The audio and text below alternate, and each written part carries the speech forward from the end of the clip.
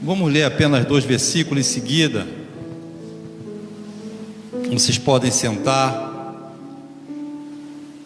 Vamos ler aqui no telão, na mesma versão.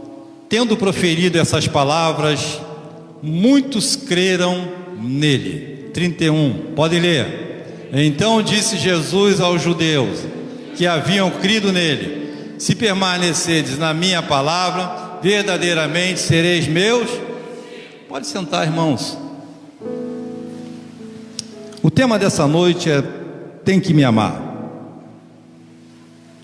Nós vamos ver no texto e dentro desse tema que Jesus ele está e vai viver um embate aqui muito grande. Interessante que esse embate que Jesus vivencia e vivenciava no seu dia a dia, no seu trabalho, no seu processo de evangelismo, de evangelização, nós também vivemos esse embate, só que nós não prestamos atenção nesse embate, ou a partir de hoje tenho plena convicção que isso vai lhe chamar a atenção, porque todo embate que Jesus vivia, ele vivia esse embate no campo humano e no campo espiritual.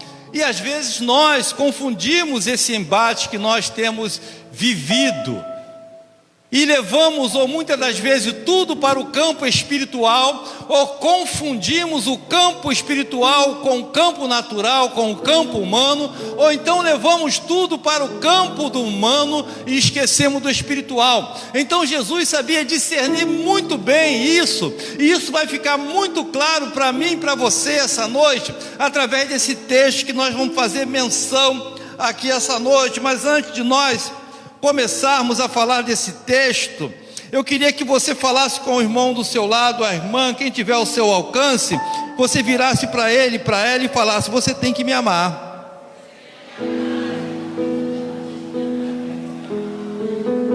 Aleluia, aleluia. E quando nós falamos de embate, a gente está falando de um choque. Embate é um choque, é uma oposição, uma resistência muito grande. E Jesus encontrou essa resistência em toda a sua caminhada. O processo da caminhada de Jesus não foi fácil, foi um processo de grande resistência e oposição. Tanto é que Jesus, todo momento ele estava no monte orando, porque ele sabia da necessidade dele humana, de estar bem consigo mesmo para discernir tudo aquilo que estava acontecendo, todas as lutas, todas as guerras e todas as batalhas. Tenho plena convicção que nós vamos ver coisas muito interessantes dentro desse tema. Você tem que me amar, porque é uma realidade. Nós falamos em parte sobre isso ainda há pouco lá no curso de formação de aperfeiçoamento, que discernir na alma e o espírito. Quando nós somos guiados pela alma, estamos fadados ao fracasso, estamos fadados a tudo dar errado na nossa vida. E muitas das vezes, mesmo como cristão, nós permitimos que a alma guie o espírito, irmãos. Nós permitimos que a alma guie o nosso espírito. Quando eu falo de alma guiar o nosso espírito, por quê? A nossa alma é um grande adversário. Eu posso dizer, como compartilhei, que nós dormimos com o inimigo. A nossa alma é um grande adversário. A decisão está nela, a escolha está nela. E muitas das vezes, irmão, nós decidimos pelos sentimentos. Nós somos levados a decidir pelas emoções e pelos sentimentos, porque nós somos emotivos na nossa natureza, na nossa forma de ser. Somos 80% da nossa natureza emoção. Então nós sempre decidimos pela emoção e nunca pelo espírito. Muito difícil decidir pelo espírito. Sempre decidimos e deixamos nos levar pelo coração. Falamos muito do coração, não o coração um pedaço de carne, mas coração sede das emoções e das decisões.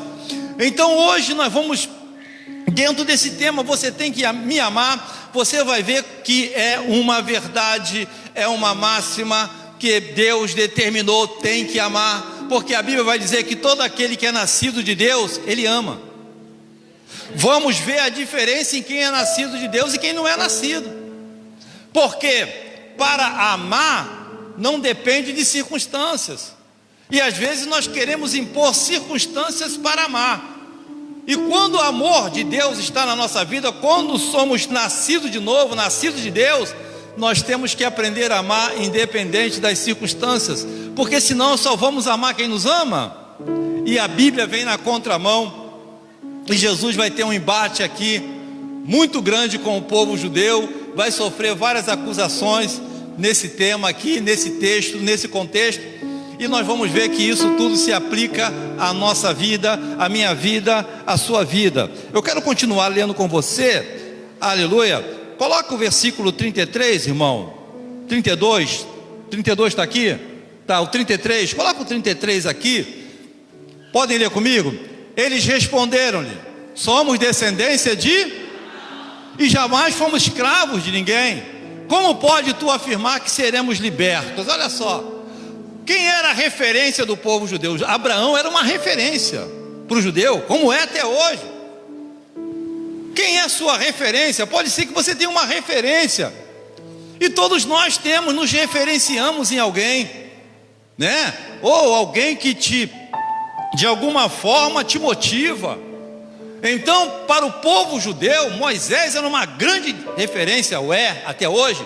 Mas Abraão era uma grande referência, e eles estavam ali requerendo a paternidade, né? Ser filho de Abraão. E Jesus entra no embate com o povo judeu nesse momento, porque eles têm Abraão como referência, aleluia. E se eles tinham Abraão como referência, eles naturalmente, nós passamos a entender que eles teriam que fazer aquilo que Abraão fazia.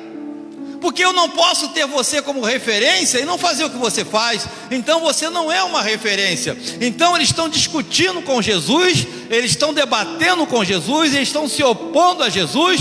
Jesus fala no versículo anterior, no versículo 32, ele vai falar: e conhecereis a verdade vos libertará.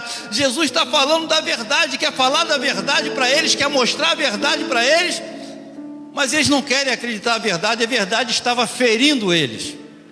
O grande problema nosso, o grande problema da humanidade, é quando a verdade, ela não te confronta. E quando ela te confronta, ela te fere. Mas quando ela te fere, não te fere para uma mudança, fica ferido para se revoltar contra a verdade. O que está acontecendo aqui, eles estão ficando revoltados, chateados com essa verdade. Versículo 33. Então Jesus explica para ele, Jesus responde-lhe, eles respondem para Jesus: somos descendentes de Abraão. Eles falam disso com um orgulho tremendo. Jamais fomos escravos de ninguém. Como pode tu afirmar que seremos livres? Como pode tu afirmar que seremos livres, se nós nunca fomos escravos de ninguém? Versículo 34, podem ler comigo. Jesus explicou-lhes: em verdade vos asseguro, todo aquele que pratica o pecado é escravo do pecado. Paulo vai dizer que todo aquele que é vencido torna-se escravo daquele que o venceu. Todo aquele que é vencido torna-se escravo daquele que o venceu. A Bíblia vai falar: não se deixe vencer pelo mal, mas vença o mal com o bem. Se você quiser vencer o mal, você vai ter que praticar o bem. Você não vence o mal com a prática do mal. Você vence o mal praticando o bem. E às vezes nós temos um pouco daquela cultura de pagar na mesma moeda, né? Comigo não é assim, não sabe? É mais embaixo. E aqui Jesus está explicando, olha só: aquele que pratica o pecado é escravo do pecado. 35. O escravo não fica na casa para sempre, mas o filho permanece para... Olha só o que Deus está falando. Deus é lindo. Fala: Deus é lindo. O escravo não permanece. Por que o escravo não permanece? Porque aquilo que o escraviza o leva.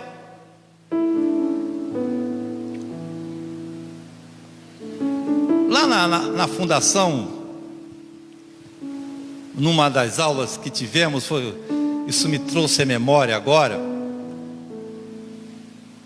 foi o Erlen César Filho falando na fundação, e foi logo no começo que começou essa desgraça do crack, dessa droga.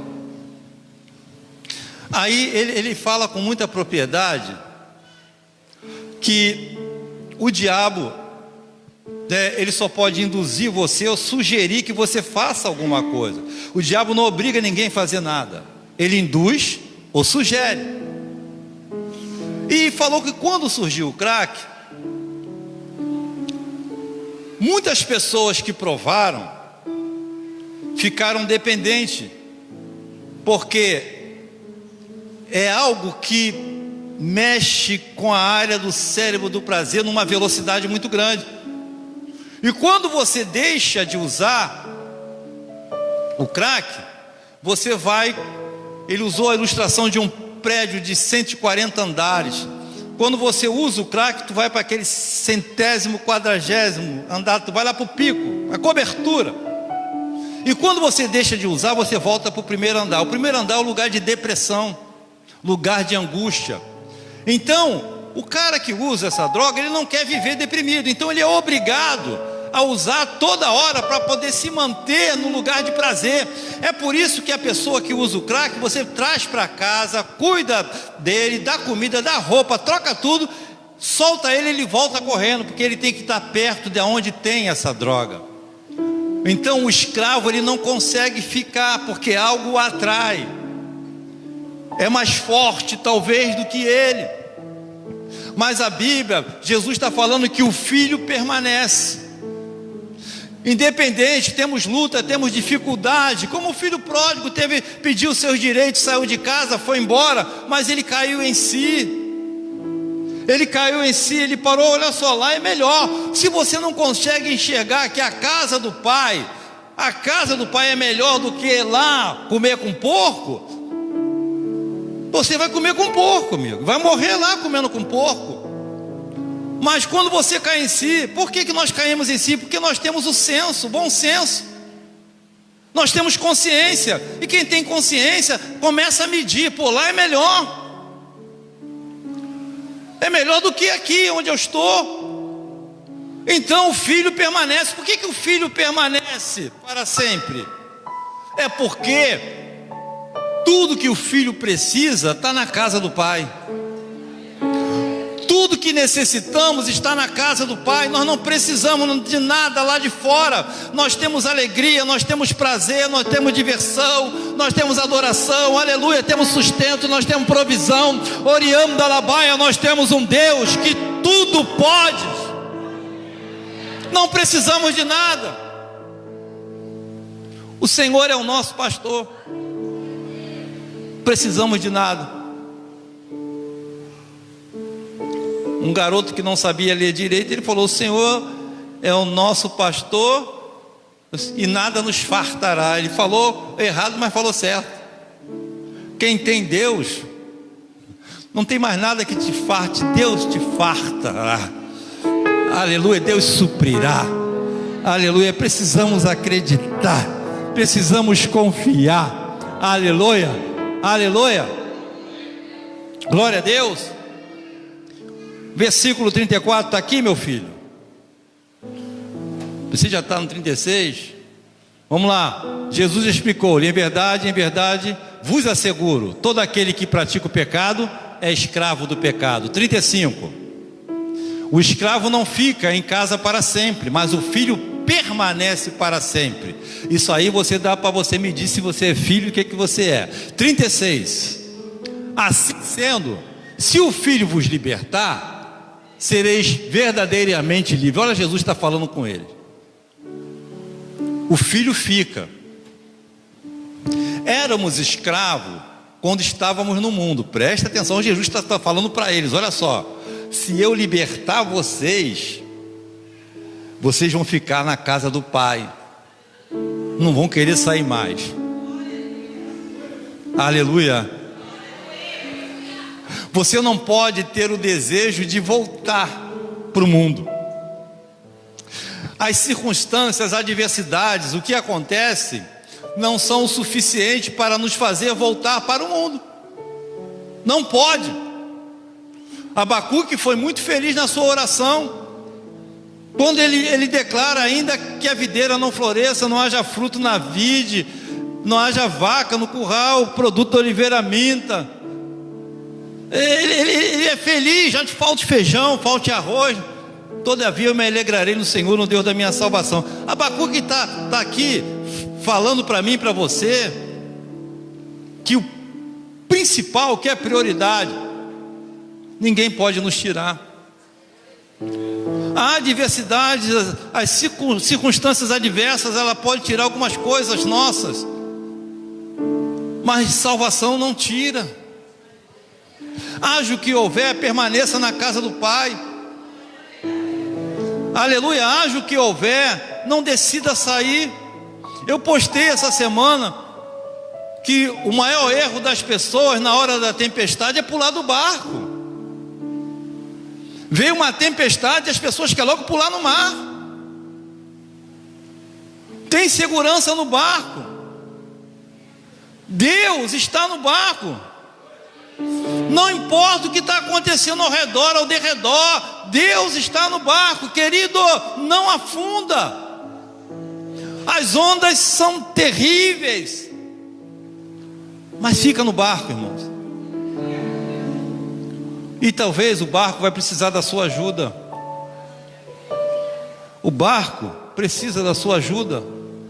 O barco precisa da tua participação. Porque pode ser que tenha algum furo no barco. Pode ter que ter alguma brecha no barco. E você pode ajudar a tampar as brechas do barco. Você não está lá para fazer uma ruptura maior no barco. Você está lá para ajudar a tampar as brechas do barco. Quem está aí para ajudar a tampar as brechas, irmãos? Aleluia, para ajudar a tampar um buraco, aleluia, irmão. Ou não pule do barco, em nome de Jesus, irmãos. Porque Deus é poderoso para manter o barco até furado, irmão. O barco é dele. Oh, aleluia. Eu vi uma ilustração de um diabo seguindo uma pessoa. E essa pessoa sobe numa árvore. E ele vai num galho, o galho vai lá para o abismo. Ele sobe no galho e vai para a ponta, o diabo atrás. Quando chegou aqui, que o diabo viu que ele foi no final do galho e dava para o abismo, o diabo começou a serrar aquele galho. Interessante, irmão, o diabo acabou de serrar o galho, a árvore caiu, o galho ficou. Aplauda o Senhor, Deus, a fé faz coisas. A fé faz coisas. A fé faz. Oh, tem que me amar. Aleluia.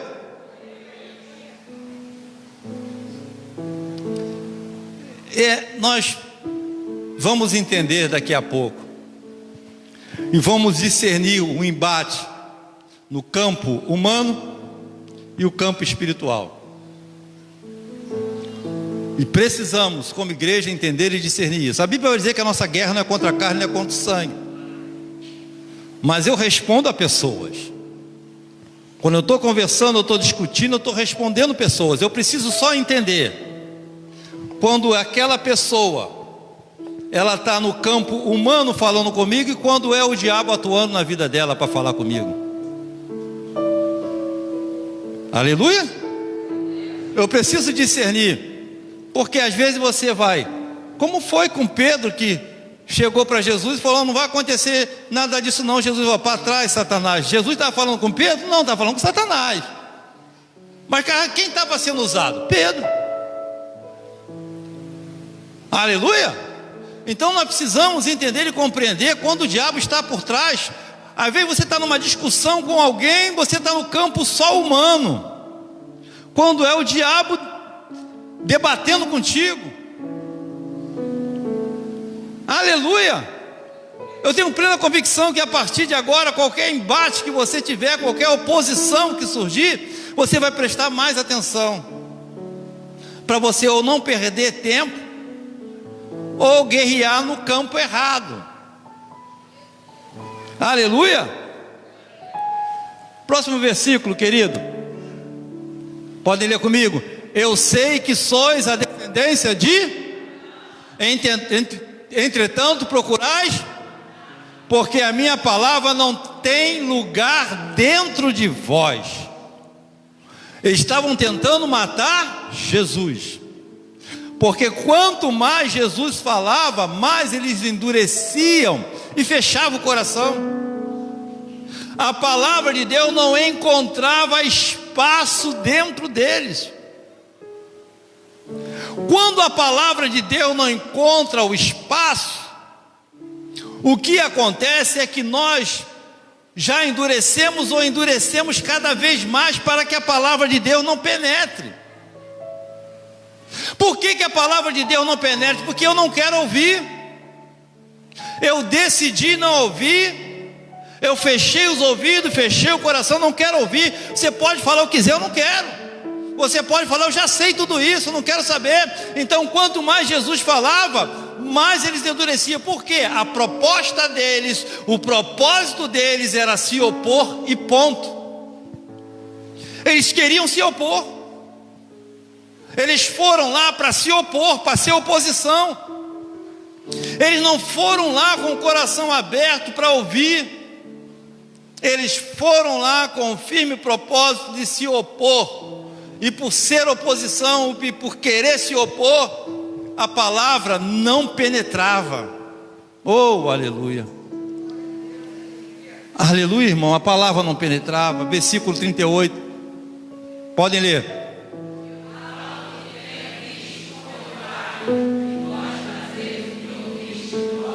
Opa, tem dois pais aqui, amém ou não amém? Jesus está falando do pai dele, que é Deus. E está falando com eles que eles estão ouvindo o pai deles, que não é o mesmo pai de Jesus. Aleluia. Eu falo do que tenho visto com o meu, e vós fazeis o que ouviste de vosso. Aleluia. Tem dois pais aqui. Versículo 39. Vamos identificar esses pais. Podem ler. Eles contestaram a Jesus, dizendo: Abraão é nosso pai. Mas Jesus os corrigiu: se fosses filhos de Abraão, vós farias as obras de... Qual é a obra de Abraão? Obediência. As obras de Abraão, uma obra de obediência, de submissão. Desde o seu chamado, ele obedece a Deus, sem saber para onde ia, mas ele obedece a Deus no sacrifício, para sacrificar o seu filho, e ali ele consegue ver Jesus na hora do sacrifício. Então eles têm Abraão como referência, eles têm Abraão como pai, mas agora quem está falando com ele é maior do que Abraão. Quem está falando com ele agora é maior do que Abraão, mas eles não têm discernimento, eles estão endurecidos. Então Jesus fala: se vocês fossem filhos de Abraão, fariam o que Abraão fez.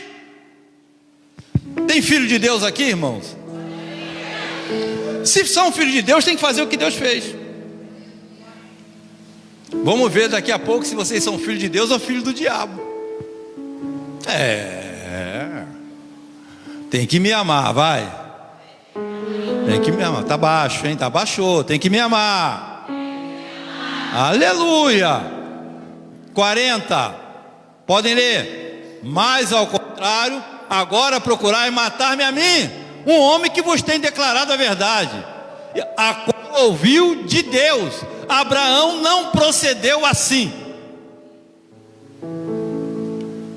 Abraão não procedeu assim como vocês estão procedendo comigo. E vocês estão falando que são filhos de Abraão. Vocês estão falando que Abraão é a referência de vocês. Vocês estão falando que Abraão é o modelo de vocês. Vocês estão falando que segue a Abraão, mas vocês não estão fazendo conforme Abraão fez. Vocês estão querendo me matar. 41. Podem ler. Vós fazeis as obras do vosso pai. Então lhe asseveraram: não, nós não nascemos de fornicação. Nós temos um só pai, Deus. Opa, aqui que eu quero entrar no campo do natural. Por que eles vão falar para Jesus que não nascemos em fornicação? Por que eles vão falar de Jesus? Nós não nascemos em fornicação. O que tem fornicação a ver com esse momento de embate, de debate? Eles sabiam quem era o pai natural de Jesus. Eles sabiam que Jesus Cristo era fruto de uma relação antes de se casar. Porque a fornicação, quem nasce em fornicação, é uma relação sem casamento. E todo filho que nasce de uma relação sem um casamento oficial, nasceu em fornicação. É a relação de duas pessoas solteiras que geram um filho. Então quando eles falam para Jesus: nós não nascemos em fornicação que nem você, eles vão para o campo natural agora. Eles vão tentar atingir Jesus homem. Eles vão tentar atingir Jesus homem. E todas as vezes que houver um embate, preste atenção nisso. Quando ele não tiver mais recurso, ele vai partir para o campo natural para te acusar até do teu passado. Ele vai usar o teu passado. Ele vai usar coisas fora de contexto para acusar você, para entristecer você, para desmoronar você, para envergonhar você. Ele vai pegar coisa até que não aconteceu, ou coisa que aconteceu. Mas o diabo, ele é mentiroso, ele é o pai da mentira. O diabo, ele é defamador, ele gosta de defamar, ele gosta, sabe, de usar a língua das pessoas. Então agora ele fala: mas nós não nascemos de fornicação. Nós temos um pai que é Deus. Nós somos filhos de um único pai. 42. Podem ler. Replicou-lhe Jesus: se Deus fosse vosso pai, vós me amarias, pois eu procedo de Deus e estou aqui. Eu não vim por mim mesmo, mas ele me enviou. Quer dizer, Jesus: se Deus fosse vosso pai, vocês me amar? Deus é teu pai? Deus é teu pai? Tem que amar teu irmão. Deus é teu pai? Sim ou não? A igreja foi embora? Tem que amar.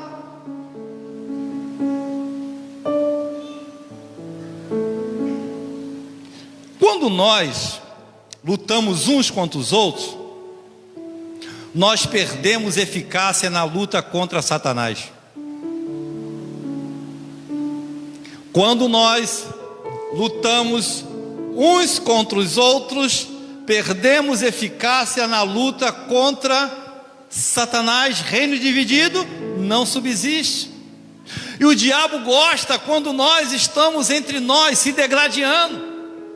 O diabo gosta quando há conflitos dentro da igreja. Por quê? O diabo não precisa fazer mais nada, deixa eles lá naquele conflito deles. Por quê? Nós anulamos a eficácia da oração contra Satanás, porque estamos lutando um contra o outro. A igreja está aí, irmãos. O diabo tira vantagem, irmão, quando a igreja vive em conflito.